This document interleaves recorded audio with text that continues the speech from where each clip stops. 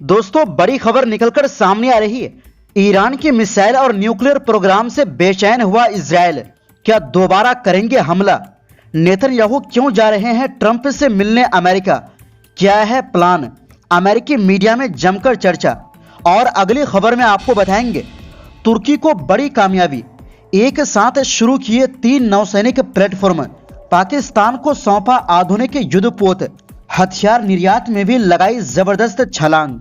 और साथ में आपको बताएंगे जापान के परमाणु हथियार पर आग बबूला हुआ उत्तर कोरिया, किम जोंग ने दे दी अल्टीमेटम, जापान को फैसला लेना पड़ा वापस। तो बिना समय गंवाए बात करते हैं खबरों की। दोस्तों, इजरायल और ईरान के बीच बीते महीने तनाव बढ़ गया था।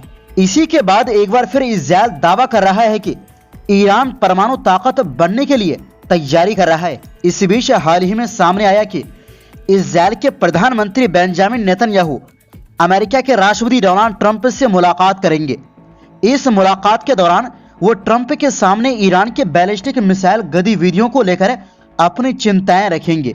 एनबीसी न्यूज की कई सूत्रों के हवाले से आई रिपोर्ट के मुताबिक इजरायल के प्रधानमंत्री बेंजामिन नेतन्याहू 29 दिसंबर को मारे लागो में ट्रंप से मुलाकात करने वाले हैं। इस मुलाकात के दौरान वो ईरान के बैलिस्टिक मिसाइल गतिविधियों को लेकर अपनी चिंता ट्रंप के सामने रखेंगे। ट्रंप से मुलाकात के दौरान नेतन्याहू से उम्मीद की जा रही है कि वो ट्रंप को जानकारी देंगे कि ईरान का तेजी से आगे बढ़ता बैलिस्टिक मिसाइल कार्यक्रम एक खतरा पैदा कर रहा है। एक ऐसा खतरा जिस पर अगर कंट्रोल नहीं किया गया तो इजरायल को ये फिर से सैन्य कार्रवाई पर विचार करने के लिए मजबूर कर सकता है। अमेरिकी मीडिया रिपोर्टों के अनुसार इजरायली खुफिया एजेंसियों का मानना है कि ईरान तेजी से अपनी मिसाइल प्रोडक्शन क्षमताओं का पुनर्निर्माण कर रहा है।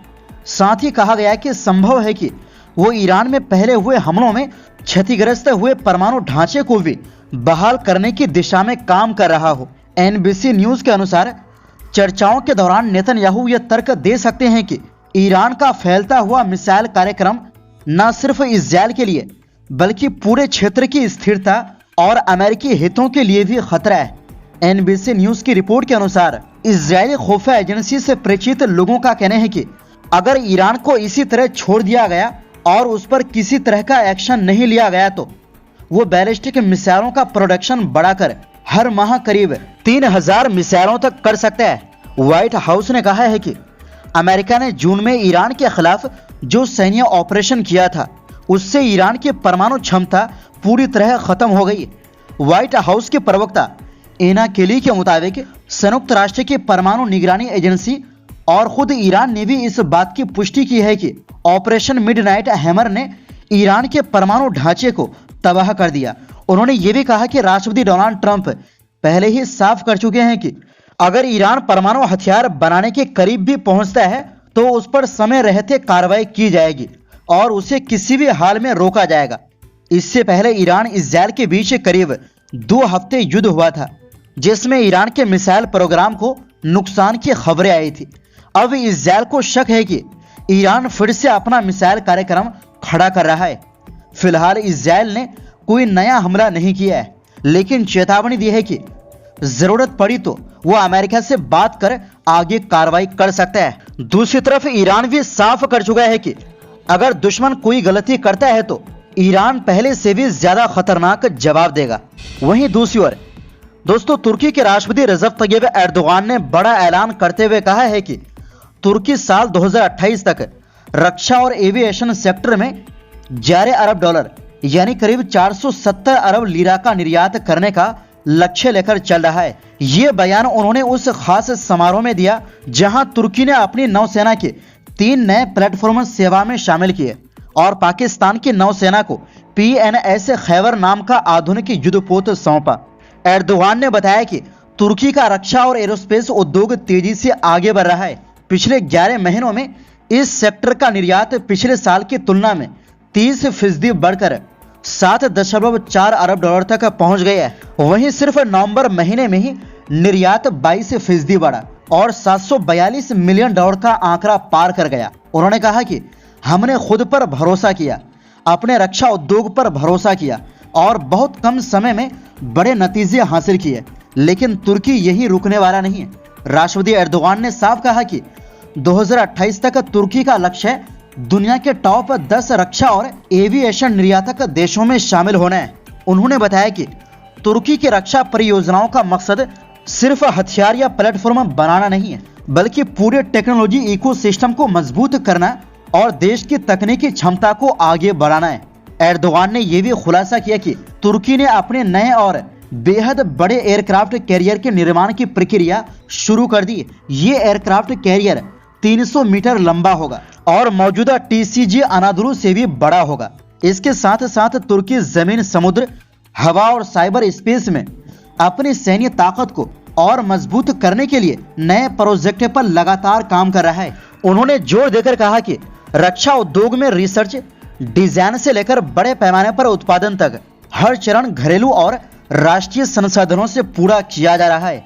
एर्दोगान ने यह भी साफ किया कि तुर्की के ये सभी निवेश किसी युद्ध की तैयारी के लिए नहीं है, बल्कि शांति की रक्षा, देश की आजादी और आने वाली पीढ़ियों के सुरक्षित भविष्य के लिए है। उन्होंने कहा कि तुर्की ऐसा देश बन चुका है जिस पर मुश्किल समय में भरोसा किया जा सकता है।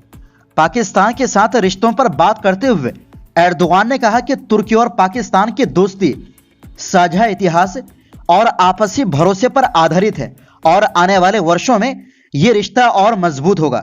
उन्होंने याद दिलाया कि सितंबर 2018 में पाकिस्तान नौसेना के लिए 4 मिलगेम कॉर्वेट बनाने का समझौता हुआ था। इनमें से पहला जहाज PNS बाबर 24 मई 2024 को पाकिस्तान को सौंपा गया था। अब दूसरा जहाज PNS खैबर भी सभी टेस्ट और ट्रायल पूरे करने के बाद पाकिस्तान को दे दिया गया है। एर्दोगान ने बताया कि तीसरा जहाज PNS बेदिर जून 2026 के अंत तक और चौथा जहाज PNS तारीख 2027 की पहली तिमाही में पाकिस्तान को सौंपने की योजना है। उन्होंने उम्मीद जताई कि ये आधुनिक युद्धपोत पाकिस्तान नौसेना के लिए बेहद फायदेमंद साबित होंगे। इसके अलावा एर्दोगान ने तुर्की की नई पनडुब्बी TCG हिजिर रेस का भी जिक्र किया, जिसे पिछले दिनों औपचारिक रूप से सेवा में शामिल किया गया। ये पनडुब्बी एयर इंडिपेंडेंट प्रोपल्शन सिस्टम और आधुनिक तकनीक से लैस है, जो समुद्र की गहराइयों में तुर्की की ताकत बढ़ाएगी। इनके अलावा और भी कई तरह के एडवांस हथियार अपनी सेना के हवाले किया, जो युद्ध के समय तुर्की की ताकत बढ़ाएगी। एर्दोगान ने कहा, यह सब तुर्की के वैज्ञानिकों, इंजीनियरों और मेहनती लोगों का नतीजा है। वहीं दूसरी ओर दोस्तों, उत्तर कोरिया ने जापान को लेकर सख्त चेतावनी दी और कहा है कि अगर जापान परमाणु हथियार बनाने की कोशिश करता है तो इसे किसी भी हाल में रोका जाना चाहिए।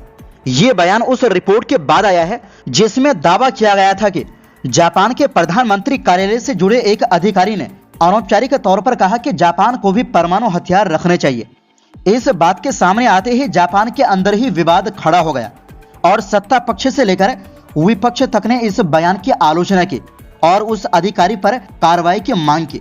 इसके बाद उत्तर कोरिया ने बयान जारी कर जापान को युद्ध अपराधी देश बताया और कहा कि अगर जापान परमाणु हथियारों से लैस होता है तो इससे पूरी दुनिया के लिए खतरा पैदा हो जाएगा। मामले के बढ़ने पर जापानी सरकार को सफाई देनी पड़ी और उसने साफ कहा कि जापान अपने पुराने फैसले पर कायम है और ना परमाणु हथियार बनाएगा, ना रखेगा और ना ही किसी दूसरे देश के हथियार अपने यहां आने देगा। जापान ने यह भी याद दिलाया कि वो अकेला देश है जिसने हिरोशिमा और नागासाकी में परमाणु हमले की तबाही झेली है, जहां लाखों लोग मारे गए थे। इसलिए वो परमाणु हथियारों से मुक्त दुनिया की बात करता है। तो दोस्तों, फिलहाल के लिए इस रिपोर्ट में बस इतना ही। फिर मिलते हैं एक नई रिपोर्ट्स के साथ। आपसे गुजारिश है, हमारी सपोर्ट के लिए वीडियो को लाइक और शेयर जरूर करें। बहुत बहुत शुक्रिया।